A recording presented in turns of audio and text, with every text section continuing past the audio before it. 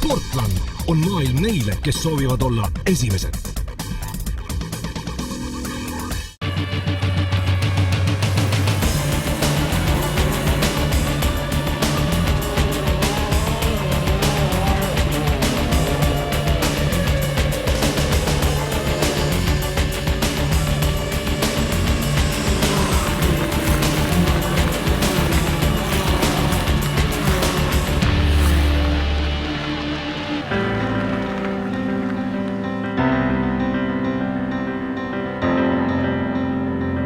Haapsalu vanalinn on sügisel rahulik.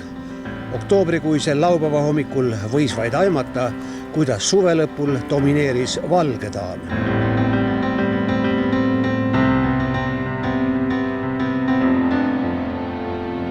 Tehnikaspordisõbra jaoks muutuks ka kõik, kui liikuda paar kilomeetrit lääne poole, teadagi, sügis on eelkõige motokrosside aeg.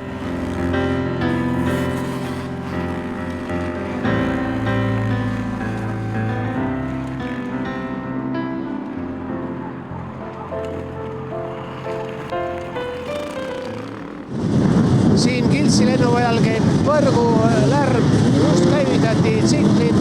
Algamus on kestvusmotorkrossi Eesti meistrivõistluste eelviimane etapp ja rajal on kõik, kes esikolmikusse konkureerivad. Tere tulemast mootorite maailma!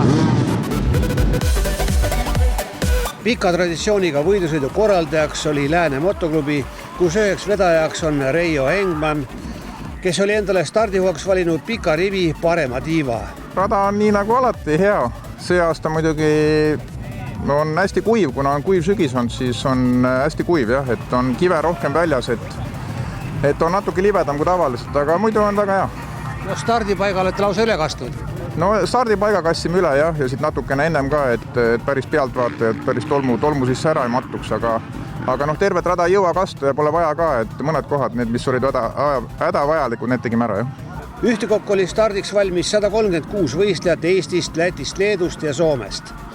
Reijo Engmani põhirivaalid klassis 40+ olid Toivoniku Pensius ja sitked lätlased. Selle klassi kontrollijaks oli 1,5 tundi. Tegevsportlastel tuli rajal olla juba 2 tundi ja Lääne motoklubi lootuseks oli Gert Pääbo. Gert, kas kodurajale minnes on veidigi kergem tunne ka või? No ikka on. Rada on tuttav ja kõik on selge need. Ja omade poolehoid on ka need. On kindlasti lihtsam. Kuidas sa selle tankimise taktika oled pannud endale? See on nii nagu läheb, et vahepeal oli mõte niimoodi, et äkki ei peagi tankima, aga ilmselt ikka peab, et täpselt öelda ei oska, et millal see on, aga küll isa boksist näitab. Mis sa arvad, mitme minutiga ring sõidetakse? Kiiremad on 6,5 minutit, ma arvan. Aga isegi alla 7 on juba kõik kiired need. Ja siis pead kiiretele sappa võtma? Kindlasti. Eesti meistrivõistluste arvestes olid alalised rivaalid Martin Leok ja Jüri Triisa. Tuleb ikkagi täiega lasta ja vaadata siin see konkurentid eest ära lasta. Ja pärast üks siht on silme ees. Sikkel jõudis sul päris viimasel minutil kohale? Kuule, tead, vanaks jäänud juba jõua riidesse panna nii kiiresti. Aga jõudsin starti. Ei jõudnud soojaks joosta? Jõudsin just kiiresti. Soe on sees. Kui kestvuskrossi peetakse rohkem kogenud meestealaks, siis noor krossimees Henri Roosiorg oli 2-tunniseks katsumuseks igati valmis. Mis see kestvuskrossi sinu jaoks tähendab? Ma ei tea, esimesel etapile sai vaatama tuldud niisama ja seal võitsin, praegu juhid punkti sarjas, mõtlesin, peaks juba kõik kaasa tegema. Võtad seda nagu tavakrossi või natuke teistmoodi? No, siukse pinnasega rajad mulle väga ei meeldi, ma pigem olen siuke liiva peal, et eks võistlus on ikka võistlusega, siin enne sõitu võid mõelda, et võtad rahalikult, aga kui siit ikka stardist minema saad, siis paned ikka täiega. Kui roheline lipp tõuseb, 1 minuti jooksul. Peakohtunik Marko Saareke kordas veel kord üle stardireeglid ja siis läks mölluks. Esiriaast alustasid eliitklassi sõitjad, kes esimese teravakurvi läbisid üllatavalt korrektselt. Nii-öelda teises laines käis juba stardisirgel armutu võitlus. Lätlased on varemgi stardis edu sisse saanud, aga hiljem on ikka maksusele pääsenud eestlaste sitkus. Kohe esimeste ringidega oli kiirusest näha, et seekord on lõunanaabrite esinumbril Edgar Silintšil tõsine plaan. Eestlastest oli kõige parem algus Andre Parkil. Esimene pool oli minu jaoks parem, et kuna ma pole ammu trenni teinud ja sõitnud mootorrattaga, et niisugune esimene tund oli nagu okei, et jäin täitsa iseendaga rahule. Esikümneski jõudsid 6 eestlast, 3 lätlast ja 1 soomlane. Kodupubliku rõõmuks oli liidrite hulgas ka Gert Pääbo.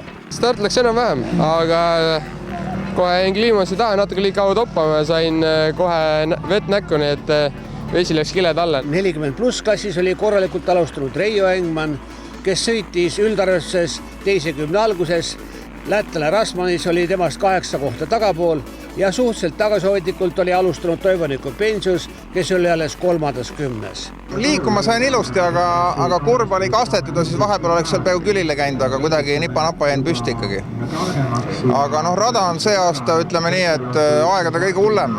Selles suhtes, et kuiv on ja tolmab ja kõik need kivid lähevad veerema ja hästi raske, läheb auku ka hästi. Kiire rada nõudis ka esimese ohvreid. Kukkunud Henri Roosiorg oli sunnitud hoopis katkestama. Enduromees Rannar Uusna oli aga hädas tehniliste probleemidega. Stardis ei saanud minema täiesti viimast sees, et nii tolmune oli, et lasin algu rahulikult ja siis mõtlesin nüüd kiiremini hakata sõitma ja siis jammakas läks katki, et üritab ära vahetada ja trenni mõttes lõpuni sõita. Tankimine oli kõigile kohustuslik ja ka siin oli iga sekund arvel.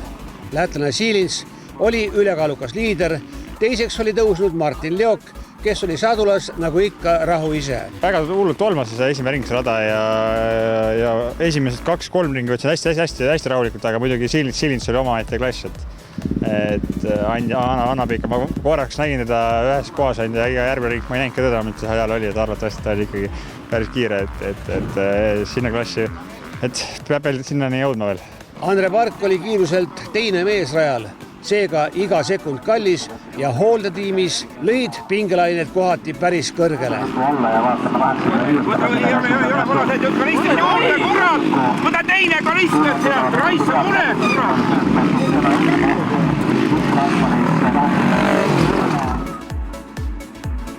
Haapsalu klassi üldvõit läkski Lätimaale.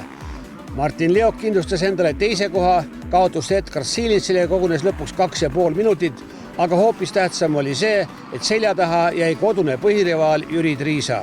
Plaan oligi, et praegu Jüri Triisaga kempleme, et 2 etappi meil tulekul, ütleme enne seda oli 3 etappi, et siis oligi, et mul oli 2 võitu, ja ta oli 2 korda kohe minu järel teine, et nüüd oligi, et nüüd oli sama järjestus, et nüüd on 3 esikohta mul juba ja ta on 3 teist kohta, et ma loodan, et järgmised etapid saaks ikka võita, aga kui ei võidagi, siis tema taga on juba väga hea pluss lõpetada. Stardist sai niimoodi keskpäraselt minema, siis ma hakkasingi kohe jälgima, kus Martin on, et esimene ring korra nägin, ta oli eest ära aga sõidaga rohkem teda ei näinud, kui 2 ringina lõpus ma nägin, et on jälle kuskil mul niimoodi pargantsik ees, aga sõida lõpus on ise nii läbi, et ei olnud. Oli Martin kiirem täna. Need mehed olid ka E2 klassi paremad. Eestlastest 3. oli Andre Park, kes E3 klassis sai kindla etapivõidu. Andre, need on siis tänase lahju kaavad värsked? Jah, just täpselt, et teise koha pealt finiši kurves läks esirats alt ära ja sai natukene libiseda küll selle paekivi peal, et kuigi meeldiv ei olnud, aga läks õnneks seekord, et ei juhtunud väga hullu midagi, et sai jätkata sõitu. Lääne motoklubi parim oli üldarvestuse 8. kohaga Gert Pääbo, kellele E1 klassis kuulus teine koht. Kui sa oled praegu sõdurupoiss ja oled sellises heas füüsilises vormis, et probleeme ei olnud? Ei olnud, et eks seal saab ka vähe trenni teha ja küll sõita väga terve suvi ei ole saanud, aga nii palju kui võimalik ikka üritan seal vaba aega ära kasutada ja trenni teha. Nüüd jääd tänase päevaga rahule? Enam-vähem, punktid on tähtsad, et nüüd läksin juhtima ka E1, et see on peamine, et võib rahule jääda. 40+ klassi liidri kohta hoidis lõpuni Reijo Engman, edestades kindlalt nii lätlast Rasmanist kui Toivoniku Pensiust. Ma algul oli natukene raske, ei saanud ennast käima, aga poole tunni pealt siis oli kõik hästi, siis sai juba oma sõitu hakata sõitma, et et ilmselt olin esimene oma klassis. Paistab, et see kross on nagu rahvale südamesse läinud, et ega sul osavõtjate pärast muret ei ole vaja tunda? No ikka tunned muret, eks pead ju eeltööd tegema ikka, eks ju. Rada peab olema hea, et tuleks, ega muidu ei tulda, eks ju. Aga ta lihtsalt on teise pinnase peal, et siin suudab igaüks alati ära veereda. Et liiva sees, kui sul ei ole nagu vastupidavus, siis sa lihtsalt ei sõida lõpuni. Et see eelis on siin küll, jah. Maratonsõidu 7 esimest tegid 2 tunniga 17 ringi, vähemalt 1 ringi said kirja kõik 136 startinut. Järgmisel laupäeval kihutatakse juba Pärnumaa liivastel radadel, etapi korraldajaks on Paikuse motoklubi.